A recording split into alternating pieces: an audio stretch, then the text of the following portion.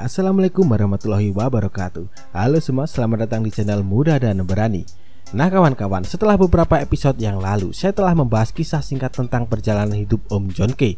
Dan kali ini saya akan membahas tentang kisah singkat dari Paman Hercules, si penguasa Tanah Abang. Ya, sama seperti yang diberitakan di berbagai media, Hercules merupakan salah satu sosok preman yang digadang-gadang menjadi penguasa Tanah Abang.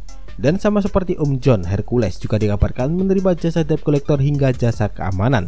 Dan alhasil banyak pihak menganggap jika Hercules adalah rival John Kay.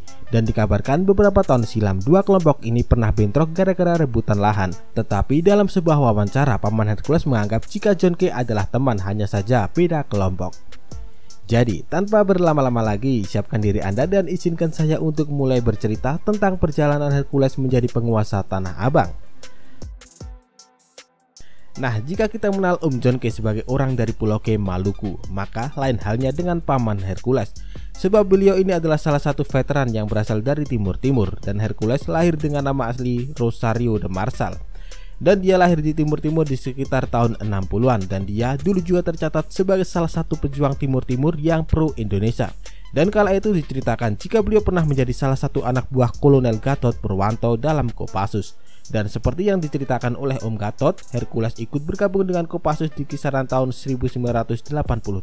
Dan kala itu Hercules diangkat menjadi tenaga bantuan operasi. Dan akhirnya dalam menjalankan tugasnya ini, beliau mendapat nama Hercules sebagai nama sandi radio.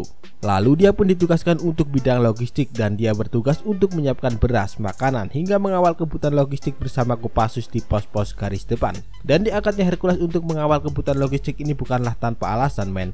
Sebab saat itu Hercules sudah menjadi salah satu orang Timur-Timur yang sudah terbukti pro NKRI dan bukan mata-mata Fretilin. Dan menurut Om Gatot, saat itu Hercules adalah salah satu orang Timur-Timur yang memiliki loyalitas yang tinggi terhadap Kopassus. Dan menurutnya tugas Hercules kala itu penuh resiko, sebab dia bisa saja dihantam musuh kapan saja saat ia mengirimkan logistik. Dan benar saja, singkat cerita kala itu Hercules dan beberapa pasukan Kopassus sedang bertugas mengirimkan logistik. Di luar dugaan, helikopter yang mereka naiki itu mengalami kecelakaan, dan atas insiden ini mengakibatkan tangan kanan Hercules putus, dan saat itu akhirnya Hercules pun dibawa ke RSPAD untuk mendapatkan perawatan khusus. Dan setelah kehilangan tangannya ini, akhirnya Hercules pun mendapat pelatihan di Hankam Seroja, sebuah tempat untuk menampung dan memberdayakan penyandang cacat akibat operasi Seroja Timur-Timur.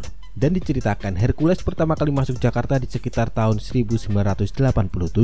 Dan singkat cerita, akhirnya Paman Hercules pun meninggalkan Hankam Seroja, dan dia pun sempat menggelandang selama beberapa waktu sebelum akhirnya dia bisa menguasai Tanah Abang. Dan kala itu walau hanya dengan satu tangan, akhirnya beliau mampu menjadi penguasa Tanah Abang, yang dimana menurutnya saat itu Tanah Abang merupakan tanah tak bertuan. Dan seperti yang diceritakannya, hampir setiap malam pasti ada perkelahian di daerah tersebut, dan bisa dibilang Anda bisa saja kehilangan nyawa Anda ketika masuk ke wilayah ini. Dan saat itu karena tidak ada tempat tinggal, beliau pun harus tidur di kolong jembatan. Dan saking rawanya tempat itu, bahkan saat tidur hingga mandi, Paman Hercules pun selalu membawa pedang untuk berjaga-jaga, sebab setiap saat musuh bisa saja menyerang. Dan pertarungan demi pertarungan harus beliau hadapi demi bisa menguasai Tanah Abang. Dan bahkan diceritakan jika di sekitar tahun 1989 Hercules harus kehilangan salah satu matanya karena terkena tembakan. Dan ajaibnya, meski terkena tembakan di bagian yang sangat vital, Paman Hercules masih bisa hidup. Dan dikisahkan pula jika Hercules pernah dijebak oleh musuhnya dan dia pun mendapat 16 luka bacokan. Tapi hebatnya lagi, Hercules masih bisa selamat atas insiden mengerikan ini. Dan atas serangkaian kejadian luar biasa ini tidak mengherankan jika hingga kini banyak masyarakat yang menganggap jika Hercules memiliki ilmu kebal. Tetapi menurutnya seluruh keajaiban ini bukan karena ilmu kebal, melainkan karena kebaikannya ini. Sebab meski Hercules ini dikenal sebagai preman yang kejam, tapi ternyata dia juga gemar membantu orang-orang kecil yang sedang kesusahan. Dan keberhasilan Paman Hercules ini tidak terlepas dari kehebatannya dalam membangun jaringan, dan dia juga dikenal sebagai pria yang memiliki nyali tinggi. Jadi tidak begitu mengherankan walau dia hanya punya satu tangan ditambah tubuh yang kurus, dia tetap bisa menguasai Tanah Abang. Dan dikisahkan kejayaan Hercules di Tanah Abang yang berlangsung di tahun 90-an ini berhasil dipukul mundur oleh kelompok Ucu Kambing di tahun 96.